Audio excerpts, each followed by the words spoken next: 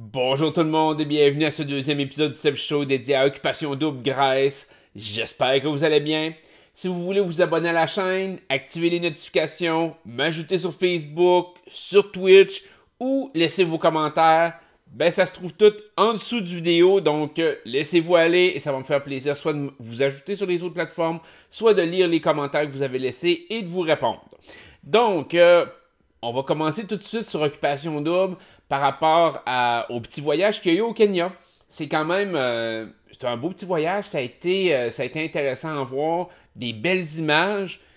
Il y a deux choses qui m'ont préoccupé un petit peu pendant ce voyage-là. Le premier, ça a été la visite des bébés éléphants.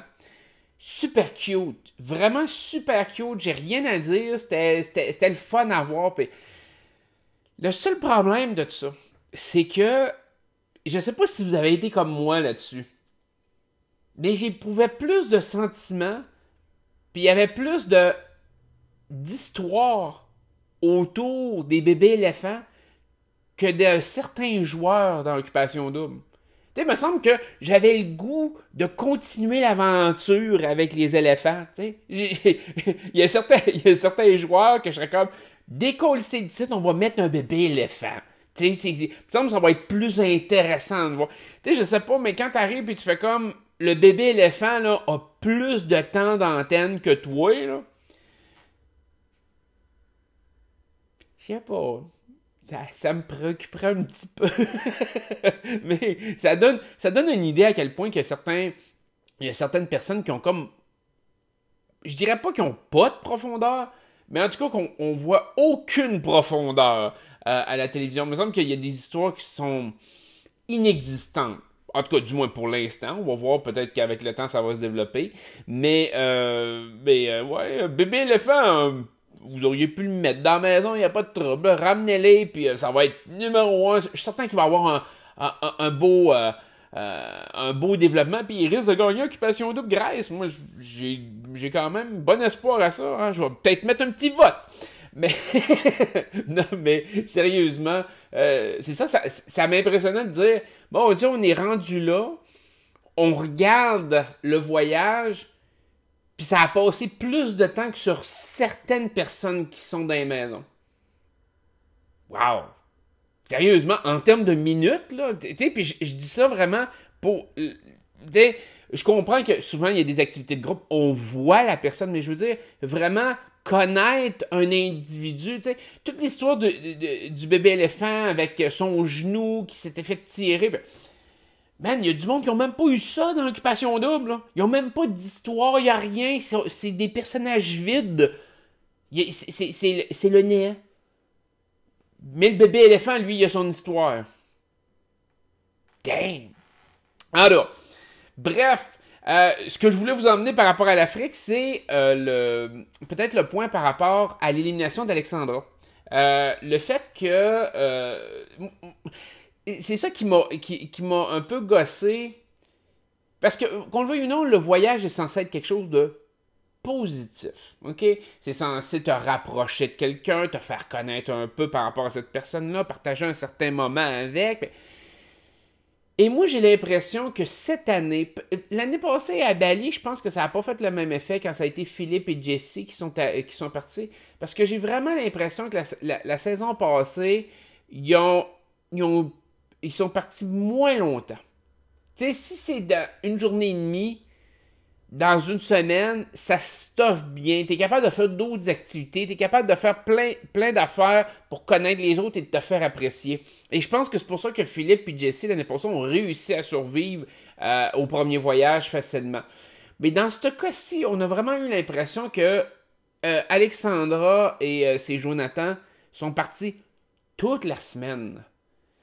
Vous ne lui avez vraiment pas donné de chance. Puis Jonathan a pu s'en sortir parce que c'était pas un vote de gars. Mais Alexandra, elle a été en danger. Puis elle avait une chance de survie. C'est bien ça le pire contre l'autre Alexandra s'il n'y avait pas eu l'histoire des deux enveloppes. C'est aussi simple que ça. L'histoire des deux enveloppes a vraiment scellé le destin. Parce que je pense qu'avec juste une enveloppe, on aurait vu... là j'ai de la misère à les différencier. Là, j'ai Alexandra G. Alexandra G, c'est celle qui est partie au Kenya, de mémoire. Là. Puis Alexandra B, c'est celle qui est restée. En tout cas, bref, il y en a une des deux qui serait sacrée le camp, mais c'est pas la même. OK? On va essayer de distinguer ça de même. Là. Celle qui est plate depuis le début et qu'on voit pas, là, ben, elle serait crissée le camp. C'est un peu ça. Et puis Alexandra G, normalement, elle aurait dû rester. Mais la twist des enveloppes, je l'ai pas compris, la twist des enveloppes. Parce que une twist de même, tu sais, je vous l'expliquais un peu la saison passée. Quand on emmène une twist de même, c'est généralement pour garder quelqu'un. Tu sais, dans le fond, la production essaye de donner une chance à un joueur qui veut voir rester. Puis il lance une twist de même. On l'a vu un peu l'année passée avec Joanie, quand ça a été d'immuniser un joueur, puis elle a finalement convaincu pour garder Cendric. C'est comme... c'est des twists pour garder quelqu'un. Là, dans ce cas-ci, c'est une twist qui a été balancée de même pour je sais pas quelle raison.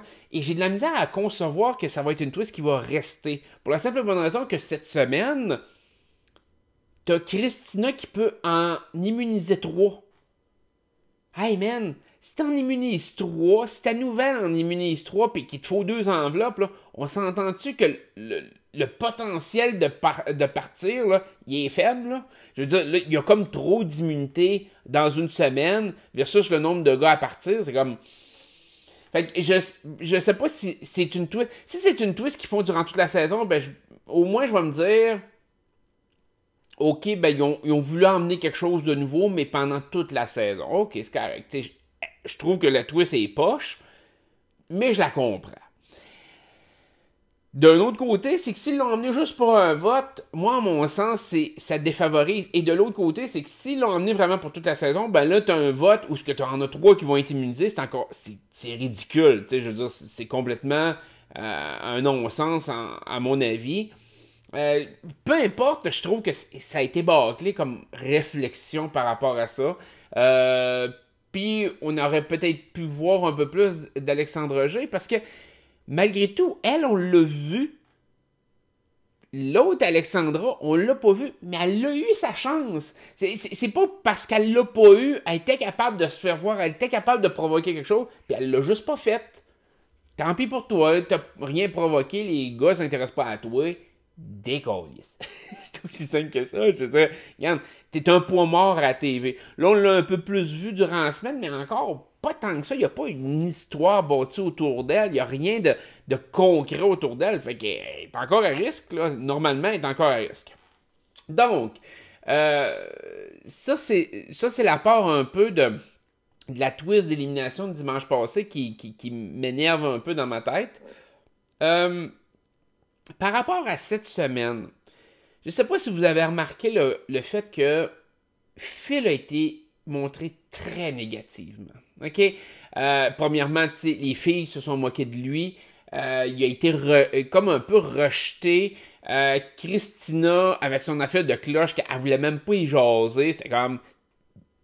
Dégage, regarde, je veux rien savoir de toi. En plus, qu'ils mettent dans l'émission... Le speech de Christina qui fait comme à Phil, regarde, je t'ai déjà vu dans un bar, t'étais complètement défoncé, je suis pas intéressé. Tu rajoutes pas ça pour le plaisir, parce que ça va vraiment contre le joueur. Là, tu ridiculises le joueur en mettant ça dans l'épisode. Fait que quand un joueur est vu aussi négativement, il y a 2 raisons. Soit qu'il y a une histoire de rédemption, soit que le joueur va être éliminé.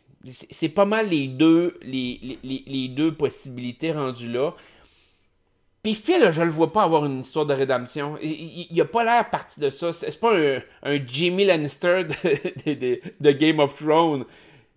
Phil est comme... Il fait tache dans le décor. Il est comme de trop. Puis la production a tellement pas pris de temps à le mettre de l'avant... alors que, logiquement, il fait partie d'une twist de la production, là. Il fait partie du vote du public, tout. Puis, on le voit que la production a mis beaucoup l'accent sur Pézy, pas en tout sur Phil. Fait que, des fois, je me dis, Phil, as-tu insisté pour être là? Puis avec toutes les rumeurs qu'il y avait eu l'année passée, les affaires qu'il y avait des gars qui respectaient pas les filles, puis tout, t'sais. Puis dans le fond, ils s'y gâtent, puis ils vont le faire se planter. Puis moi, ça me donne quasiment cette impression-là. Genre, le gars, il a eu l'air d'une marde depuis le début de l'émission. Soit qu'on l'a pas vu, soit qu'à chaque fois qu'on l'a vu, il a eu l'air d'un épais. Puis, tu sais, ça me fait plaisir, sincèrement, parce que je l'haïs, là, tu sais. Je veux dire, je trouve tellement que c'est une personne exécrable à voir à la télévision, et c'est plate à dire parce que j'aime pas entrer sur ce sujet-là, mais ça a tellement l'air d'une personne exécrable aussi à l'extérieur, tu sais, dans sa façon d'être. Je veux dire, l'année passée, il a passé quasiment toutes les filles rendues à l'extérieur, mais toujours en faisant comme, oui, mais je cherche du sérieux, je cherche du sérieux. Viens pas bullshiter. Tu sais, je veux dire, tu veux juste butiner, ben butine, c'est correct, mais commence pas à vendre l'image du bon gars, genre intello, entre parenthèses, philosophique, qui, mon Dieu, cherche à l'âme sœur. Butine, arrête de me faire chier avec ton air arrogant, là, puis au moins sois franc envers le public. Envers les joueurs, j'ai aucun problème avec ça. Bullshit-le tant que tu veux, il n'y a pas de trop. Mais commence pas à bullshiter le public. Ça, c'est une règle d'or. C'est quelque chose que pour moi, c'est important. Le public reste sacré dans ce contexte-là. Phil le démontrera pas. Mais moi, je pense que le fait qu'il l'ait montré aussi négativement, c'est parce que ce dimanche, ça va être Phil qui va partir. Il y a des grosses chances, à moins qu'ils veulent provoquer un revirement de situation. Mais le problème, c'est qu'ils ont montré tout au long des 2 dernières semaines pourquoi Phil a été éliminé. On a vu ses interactions avec les filles et on a vu ses interactions avec les gars. Donc, s'il y a un vote comme la semaine passée, où ce que des filles votent les 2 enveloppes ou n'importe quoi, quand ça va arriver du côté des gars, Phil n'a pas l'appui pantoute des autres. On l'a vu comment il a été, on pourrait dire, sale face à Jonathan quand ça a été l'histoire d'Alexandre Roger. Qu'il est arrivé, il a fait comme, regarde, il n'y a pas le choix de toute façon. Il faut qu'il le fasse. Fait que si le vote revient de le bord, pensez-vous vraiment que quelqu'un comme Jonathan va pas se gâter puis faire comme, écoute, Phil, là, il n'y a rien à faire ici. Que quelqu'un comme Renaud se gâtera pas sur le cas de Phil aussi, comment Phil a été arrogant dans les premières journées. Puis tout, ils ont bien beau y jaser, ils maintiennent une paix sociale. Mais dans le fond, c'est lui qui fait tâche dans le décor. Fait que moi, je pense que tout ce qu'on a vu par rapport à Phil, c'est vraiment parce que de toute façon, Phil va être éliminé ce dimanche. Pour moi, c'est plus logique. On ne l'a pas vu, même dans son interaction avec Alexandre B, on n'a quasiment même pas vu son souper avec, ses discussions avec. Moi, je pense que comme Yann risque d'être un peu protégé par Juliane, il y a des chances que, tu sais, mettons, si on compare avec Philippe, j'ai vraiment l'impression que Philippe va partir ce dimanche. C'est comme, c'est écrit dans le ciel. Mais la production pourrait faire ça pour nous donner l'impression que, puis finalement que ça soit quelque chose de bien surprenant qui survienne. Je pense pas que Christina le sauve non plus. J'ai pas cette impression-là. Mais ça pourrait arriver. Ça pourrait arriver. Fait que bref, Phil, en mon sens, est extrêmement danger. Dans les autres, je vois pas vraiment quel autre. Avec les histoires qui ont été menées, il y a Yann qui peut-être qui pourrait se faire éliminer, mais je le vois pas se faire éliminer au-dessus de Philippe. Puis, ni du côté des gars, ni du côté des filles. Fait que, rendu là, il reste juste Philippe. Parce que Olivier va se faire protéger, Renaud va se faire protéger. Jonathan pourrait être une possibilité en forçant. Puis il y a Andrew. Andrew, je pense qu'il va être protégé. Lui, le monde a l'air de l'apprécier. Je pense pas que le monde veuille le voir sortir. Puis comme je dis, si c'est du côté des filles, bon. Yann, si Juliane ne le back pas, peut-être. Jonathan, s'il n'y a aucune fille qui le back, mais il a quand même essayé de s'ouvrir beaucoup ses autres. Ça va être c'est un bon deuxième choix pour tout le monde. Philippe, il n'y a personne qui l'aime. Comme je dis, si ça revient du côté des gars, ben là, Philippe est encore plus en marde parce que tous les autres gars s'apprécient bien. Encore là, peut-être que Jonathan pourrait être à risque, mais il est immunisé de toute façon. C'est ça. C'est pour ça que, me semblait, je me disais dans ma tête, je parle pas de Jonathan. Pourquoi que je parlais pas de Jonathan? Mais c'est vrai, il est immunisé, fait qu'on s'en fout. C'est pas important. Fait que, bref, ça va être Philippe. Moi, à mon sens, il y a juste une possibilité, c'est Philippe. Fait que non, c'est ça, Jonathan, il y avait ça. Il y a Yann, comme je disais, une petite possibilité Yann, mais moi, je dirais que les probabilités, c'est 80% de chance de partir pour Philippe, 20% pour Yann. Ça dépend c'est qui défend le point de garder Philippe de l'autre côté, du côté des filles. Du côté des gars, ça va être unanime. Du côté des filles, il y a peut-être quelqu'un qui va se dire « Ouais, ben j'ai une chance », comme Alexandra B. Qui pourrait peut-être dire « Ouais, ben moi, peut-être que... » Attendez-vous que ce soit Philippe. Surtout avec tout ce qu'ils ont montré cette semaine. Moi, je pense que... Comme je dis, à moins qu'il y ait un coup d'éclat ou une twist ou que Christina l'immunise, ok, peut-être. Mais à part de ça, je pense que ça n'arrivera pas. Donc, après ça, on a vu l'autre événement, Olivier. Son insécurité, c'est l'enfer. Puis je comprends pas pourquoi qui focus là-dessus tellement, mais ça n'a pas de maudit bon sens sur son insécurité. Il se renseigne encore des votes. Ouais, mais je suis en danger, je suis pas en danger, je suis en danger, je suis pas en danger. Avec Paisy, c'est quoi qui s'est passé? Ouais, je veux pas vraiment le savoir, mais c'est quoi qui s'est passé? Tu dis quelque chose contre moi? Puis encore là, j'essaie de me mettre dans l'idée, la production, eux, savent un peu où ils s'en vont avec le produit qu'ils vous offrent, tu sais, qu'ils nous offrent à la télé. Ils savent où ce que l'histoire s'en va. Ils ont quand même comme à peu près une semaine ou deux semaines d'avance sur nous autres. Ils savent ce qui va se passer dans les 2 prochaines semaines. Puis je me dis pourquoi qu'ils poussent autant cette narrative-là de mettre Olivier comme semi-paranoïaque ou du moins en manque de confiance de lui. Puis je me dis peut-être que ça va avoir un impact plus tard. Peut-être que ça va vraiment taper ses nerfs de quelqu'un ou peut-être qu'il va se tirer dans le pied à cause de sa propre insécurité. J'ai cette impression-là que cette histoire-là n'est pas là pour rien. Mais de le voir à répétition comme ça, ça fait bizarre. Ça fait vraiment bizarre. J'ai hâte de voir avec Olivier. Encore là, lui sa game de rédemption est encore possible, parce que Phil, en mon sens, est pas possible. Olivier pourrait très bien reprendre confiance en lui, puis aller de l'avant, puis pousser à fond. Je pense qu'il a le potentiel, mais j'ai l'impression que la façon que l'histoire est montée, c'est l'inverse qui va se produire. C'est que ça va aller en se dégradant. On va voir. Ça va être drôle à voir par rapport à Paisy puis tout, mais j'ai l'impression qu'il essaye d'y trouver une raison pourquoi il va être éliminé à un moment donné ou qu'il va être dans la marde à un moment donné. Et là, il faut que je vous jase du gros morceau. C'est probablement pour ça. Il y en a beaucoup qui me jasaient de ça cette semaine. Parce que dans le dernier épisode que j'ai fait, évidemment, j'ai déclaré le fait que Maud était un merveilleux rayon de soleil sur Occupation Double. Et là, cette semaine, j'ai lu un paquet d'affaires. Il y a plein de monde qui sont venus me jaser, qui faisaient comme « Tu penses-tu que Maud va devenir une Joanie? Tu penses-tu que si? Tu penses-tu que ça? » Puis là, c'était le côté parce que « Mon Dieu, Seb, tu prenais pour Maud. » Là, il faut remettre les choses en perspective. OK? La première des choses, je ne prenais pas nécessairement pour elle. Je disais que c'était, en mon sens, goût personnel, non objectif.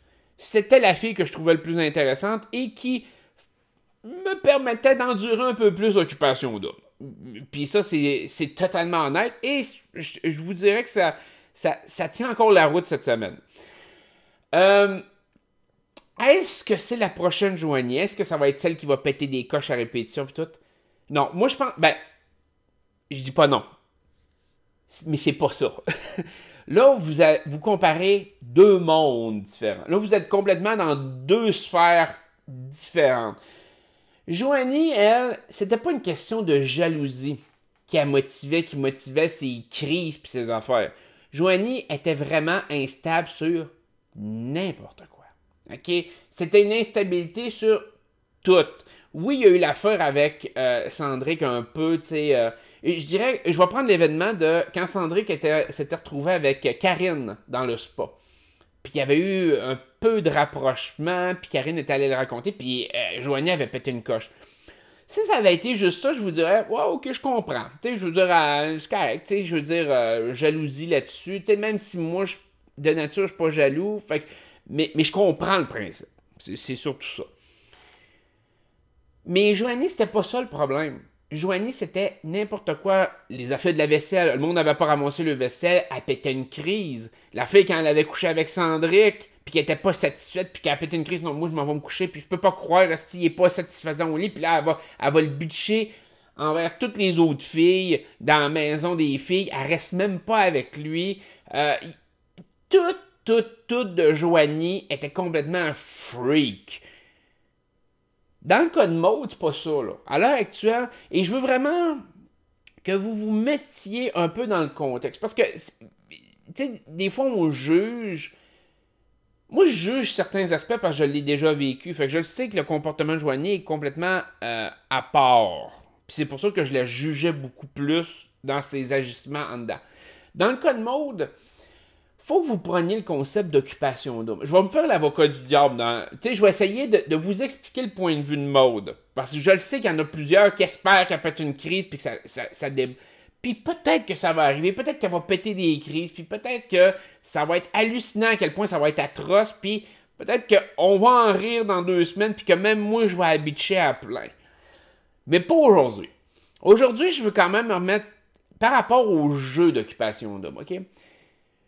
Prenez dans la vie quotidienne, dans la vie de tous les jours, vous vous intéressez à quelqu'un, go fille, mais vous vivez dans on pourrait dire un triangle amoureux, ou un potentiel triangle amoureux, c'est-à-dire que vous vous intéressez à une personne qui a quelqu'un d'autre qui s'essaye dessus, puis qui peut avoir de l'intérêt, puis tout. Voyez ça un peu comme un arbre. Quand vous partez, vous vous intéressez à quelqu'un en haut, et là, ça se divise en 2 branches par rapport à un triangle amoureux. Vous avez 2 choix. Soit vous allez de l'avant avec le triangle amoureux en espérant que vous soyez la personne choisie. Donc, vous mettez de l'énergie dedans, ou vous dites « fuck that, si moi je suis pas premier puis qu'il brette entre 2 personnes ou elle brette entre 2 personnes, je veux pas être ça.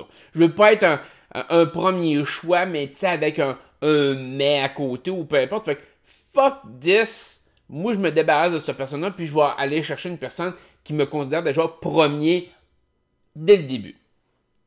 On peut résumer ça de même. Après ça, ça s'arrête là. Je veux dire, le triangle amoureux vient de mourir là. Tu dis non, moi je veux pas ça. OK. De l'autre côté, si vous acceptez de vivre le triangle amoureux, encore là, ça se divise en 2 branches.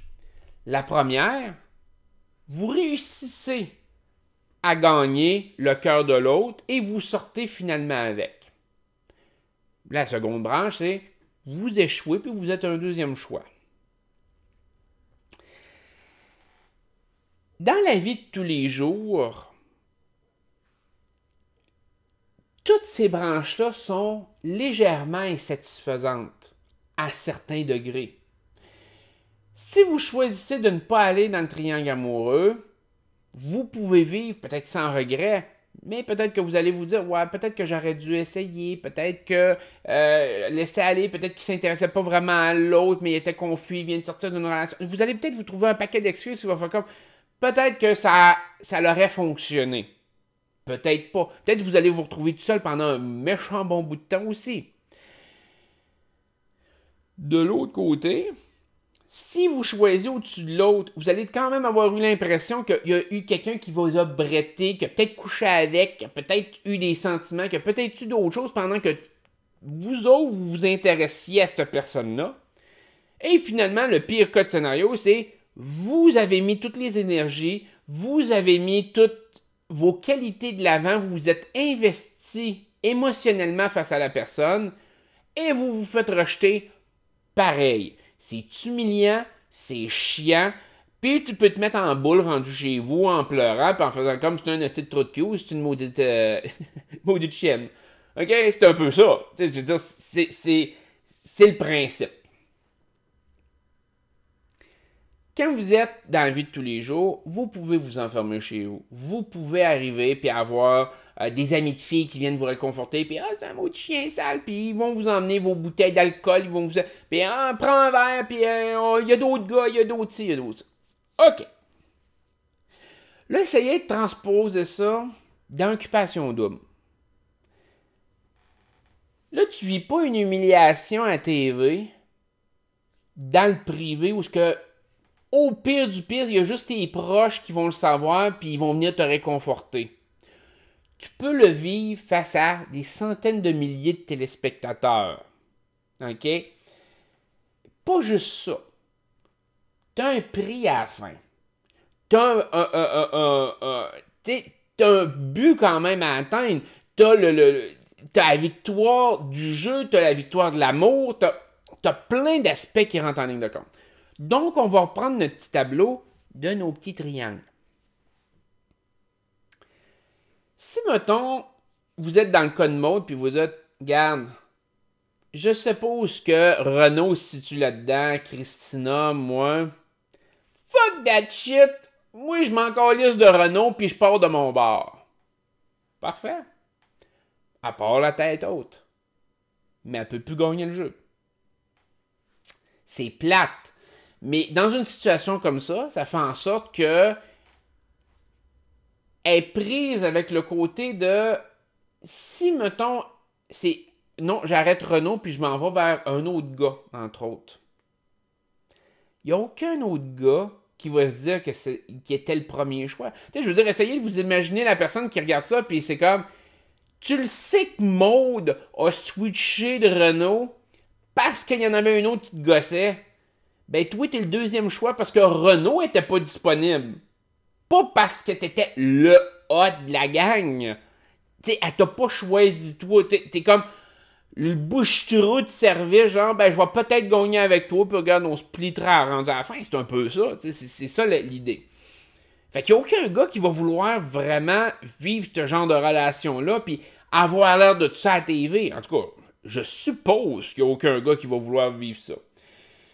Donc, cette option-là est perdante déjà d'avance. L'autre option de ce côté-là, c'est de dire, regarde, je m'intéresse pas à aucun gars. Renaud était pas là, je m'intéressais juste à Renaud, je reste une femme fière. Parfait, t'es fière, tu as la tête haute, tu peux au moins arriver et être jugé sur le fait que tu es une femme de conviction. Mais tu vas te faire éliminer de suite. Les gars vont dire, bah, regarde, elle s'intéresse à aucun de nous autres. Pourquoi qu'on la garderait? Tain. Puis elle va être flushée, elle peut pas gagner l'émission plus. De l'autre côté, elle vit un triangle amoureux avec Christina, puis ça la gosse.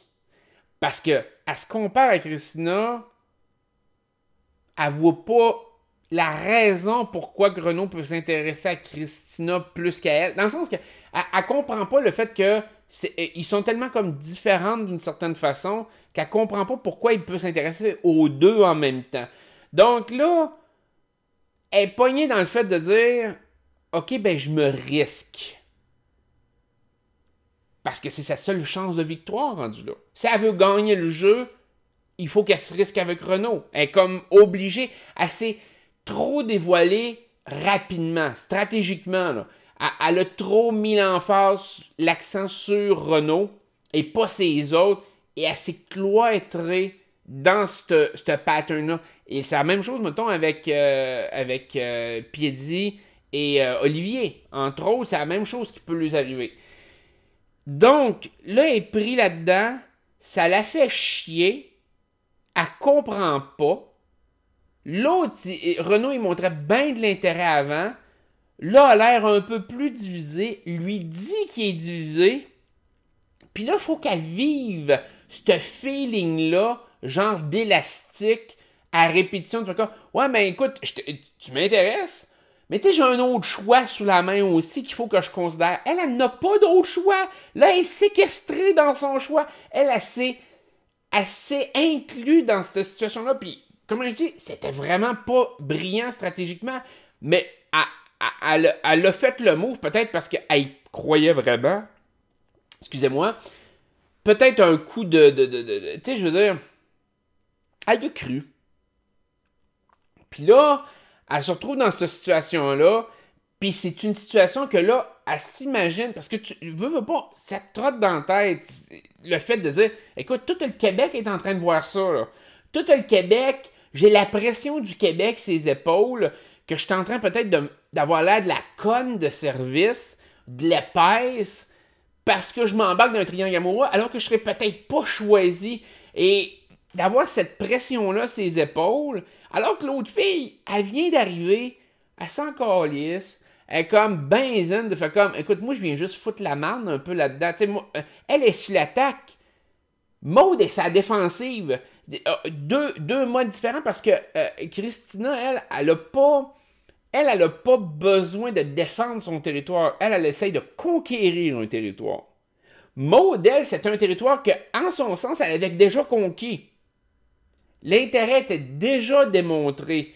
Et là, il faut qu'elle défende le territoire. Fait que là, c'est comme, tu veux pas avoir l'air trop fou à TV, mais d'un autre côté, ça te frustre. C'est les émotions qui rentrent en ligne de compte. Fait que le pattern là-dedans, moi, personnellement, je comprends la frustration de Maud. Je comprends pourquoi qu'elle pète une crise. Là, c'est de savoir jusqu'où ces crises vont aller. Parce que c'est normal d'en péter, c'est normal d'être frustré de la situation, mais il faut pas que ça dégénère, parce que sinon, ça va jouer contre elle. Puis là, on va voir s'il y a de l'intelligence derrière son affaire. Ça a commis une erreur, on pourrait dire, de débutant en s'affichant trop vite, mais qu'elle se reprend parce qu'elle est capable de se rassembler, on pourrait dire, de cleaner le mess qu'il y a là, puis de reprendre le contrôle de la situation où ça va l'échapper. Et je pense que on est peut-être sur le point de rupture de dire, si elle l'échappe, elle risque de l'échapper solide. Ça, c'est clair, net et précis. Ça se lance sur une voie de, je l'échappe, je pète une crise, puis tout va me faire chier dans la vie. Elle va perdre Renaud. Elle va perdre le soutien des autres filles, puis elle va avoir l'air d'une folle devant tout le Québec, comme Joanie a eu l'air l'année passée. Fait que ça va dépendre vraiment. Je pense que Maud, à l'heure actuelle, on peut pas juger ses actions. Moi, personnellement, je ne jugerai pas les crises qu'elle a pétées. Puis évidemment, ben, j'ai un petit parti pris, fait que je lui donne une petite chose supplémentaire. Mais au-delà de ça, sincèrement, il y a des chances qu'elle l'échappe. Il y a des chances qu'elle soit capable de stabiliser sa situation. Je pense qu'elle a beaucoup plus de poids que Christina, mais il ne faut pas justement qu'elle l'échappe parce qu'elle va le perdre en claquant des doigts. Et c'est un personnage intéressant. C'est un personnage qui peut donner de la bonne TV si ça dégénère, c'est clair. Mais c'est certain que j'espère pas ça pour elle. Je le souhaite pas pour elle. Elle faisait quand même... Elle était comique, un peu insécure, mais quand même comique dans sa façon d'être jusqu'à maintenant. Elle avait des petits traits, on voyait qu'il y avait des onces de folie un peu, là, mais qui en a pas. fait que de ce côté-là, je pense que ça va être vraiment le pattern. Je pense que Renaud l'a pas sécurisé assez ou a pas mis son pied assez à terre. Il a vraiment laissé la porte ouverte à Christina rapidement. Alors que dans le fond, juste avant, c'est quand même lui qui a poussé envers Maud, puis poussé pour l'embrasser, puis la frencher, puis ci, puis ça. Maud était déjà intéressée, puis je pense qu'elle a eu le même feeling que... D'un sens, elle a eu comme un peu le même feeling que Paisy face à Olivier, tu sais. Mais Paisy... elle voit qu'Olivier, il est vraiment into her. Il la veut vraiment. Olivier a pas l'air, genre, de vouloir faire des activités avec d'autres. Il veut pas faire... Tu sais, il s'en calisse des autres. Là, il est comme... C'est Paisy. Bon, Paisy. Puis, il risque de perdre avec Paisy. Il s'en fout. Il a comme l'air déconnecté de tout ça. Puis est-ce que c'est une meilleure stratégie? Non. Mais d'un autre côté, il a l'air sincère dans ce qu'il fait. Paisy, c'est la même chose. Puis Maud a fait le même move. C'est Renaud qui n'a pas suivi. Renaud a pas été un Olivier de lui-même. Renaud, il a comme fait, hey, ben, finalement, il y a une autre femme ici qui peut s'intéresser à moi puis qui pourrait me faire gagner la maison à la fin. Ben, je suis là, bébé. Puis c'est toute la dynamique est là de pourquoi que Maud. Parce qu'on peut bien dire, ouais, c'est un jeu de séduction, puis il faut qu'ils se rencontrent, plutôt. Mais tu sais, à un moment donné, c'est de la bullshit aussi. Tu sais, je veux dire, si tu t'intéresses à quelqu'un, t'as pas besoin de rencontrer les autres, puis t'as la game, oui. Mais je pense que quand même, tu sais, c'est facile, en mon sens, c'est facile d'arriver puis de dire, on va prendre l'exemple de Renaud, qui, mettons, serait vraiment into Mode, d'aller voir quelqu'un comme Olivier puis Pézy puis dire, écoutez, vous vous entendez super bien ensemble, vous vous aimez, ta. Ben écoute, nous autres, on va travailler avec vous autres, on est deux couples, on va essayer d'éliminer les autres qui sont pas en couple, ou peu importe, mais on va se soutenir ensemble. Il y a quand même de la stratégie que tu peux développer pour essayer de te rendre jusqu'à la fin avec d'autres mondes. T'as pas besoin d'essayer de coucher avec toutes les autres filles ou de butiner toutes les autres filles pour sécuriser ta position. Puis je sais que oui, tu peux le faire, mais si tu le fais, affiche-toi pas genre avec Maude. Tu sais, je veux dire, essaye pas de pousser la game avec Maude puis quasiment de montrer genre, ah, t'es la femme exceptionnelle puis t'es la femme de ma vie ou presque, tu sais. Puis après ça, tout de suite, se revirer de bord, c'est comme, hey, il y a Christina ici. Tu sais, ça a l'air plus épais que d'autres choses. Et je pense que Maude s'est fait pogner là-dedans. Tu sais, elle a l'impression à l'heure actuelle de s'être fait bullshiter. Puis là, elle est dans son triangle. De que c'est qu'elle crisse. OK?